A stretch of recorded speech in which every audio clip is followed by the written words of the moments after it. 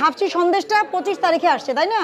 তাহলে 25, 26, 27 ওটার মেয়াদ আজকে শেষ হয়ে যাওয়ার কথা। আপনি টেম্পারিং করে ওটা আবার আজকের ডেট বসাইছেন যে 27, 28, 29 তারিখে ওটা মেয়াদ শেষ হবে। তো এগুলো করলে তো মানুষ অসুস্থ হবে, হসপিটালের বিল কি আপনি দিবেন? আচ্ছা, আপনাদের দইয়ের যে বিএসটি এটা করেছেন, এটা একটু কাগজটা দেখি। ফটোকপি তো আপনাদের কালকে গুলশান ব্রাঞ্চে তো বলে আসলাম, ফটোকপি রাখবেন তো। মানে এটা তো রিনিউ করতে হয় প্রতি বছর একবার করে, তাই না? তা আপনি যদি একবার কাগজ নিয়ে আর না করেন তাহলে তো আর হবে না। ম্যাডাম, হ্যাঁ বলো। ওনাদের মিষ্টিতে সব ডিক্লারেশন দেওয়া হচ্ছে 27 তারিখ আসছে, কিন্তু অনেকগুলো পুরনো আছে যেগুলো আজকে আসেনি। কেন পুরনো মিষ্টি কেন 27 তারিখ লিখেন? আপনার মিষ্টির ডেট আছে না? 3 দিন। এটা কিন্তু কি জানেন, এটা মিথ্যা তথ্য দেওয়া, বিভ্রান্ত করলেন না আপনি ভোক্তাকে। আপনি আজকে যে মিষ্টি আসছে কালকে কিন্তু আমরা ননি আর আপনাদের ব্রাঞ্চ পাশাপাশি না দেখলাম, ওটা কিন্তু ঠিক মতো ডেট দেওয়া, আগের দিনের মিষ্টি হলে আগের দিনের ডেট দেওয়া, আজকের হলে আজকের।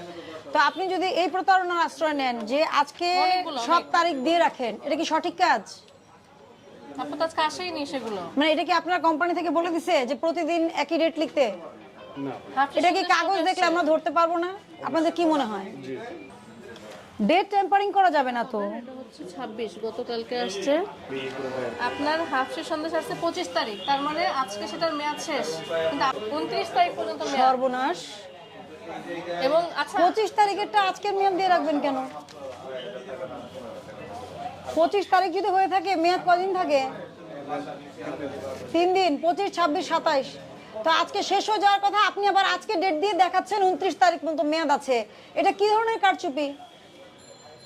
এটাই তো কথা, 25 তারিখেই তো এসছে আপনার ডকুমেন্ট অনুযায়ী। হাফসি সন্দেশটা 25 তারিখে আসছে, তাই না? তাহলে 25, 26, 27 ওটার মেয়াদ আজকে শেষ হয়ে যাওয়ার কথা। আপনি টেম্পারিং করে ওটা আবার আজকের ডেট বসাইছেন যে 27, 28, 29 তারিখে ওটা মেয়াদ শেষ হবে। তো এগুলো করলে তো মানুষ অসুস্থ হবে, হসপিটালের বিল কি আপনি দিবেন?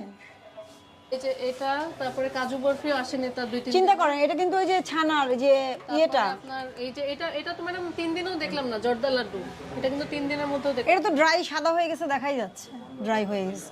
এটা বালুশাহীটা খেয়াল করিনি, বাকি অল্প কিছু। মানে এটা মেয়াদ আজকে শেষ হয়ে যাবে, তো সে এটাকে আবার আজকে প্রোডাকশন ডেট দিয়ে মেয়াদ দেখাচ্ছে 29 তারিখ, মানে তার কাগজপত্র অনুযায়ী এটা আসছে 25 তারিখ।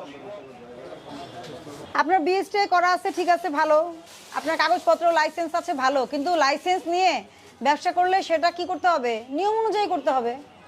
এখানে কিন্তু আপনি প্রাইস টেম্পারিং করেছেন, ডেট টেম্পারিং করেছেন, তাই না? এটা কি অপরাধ হয়েছে আপনার? আপনাকে আজকে ভোক্তা অধিকার আইনে 45 ধারায় প্রতিশ্রুত পণ্য বা সেবা যথাযথভাবে বিক্রয় বা সরবরাহ না করার অপরাধে 20,000 টাকা জরিমানা আরোপ করা হলো। ভবিষ্যতে এই ধরনের কার্যকলাপ থেকে বিরত থাকতে হবে। এবং আজকে আপনি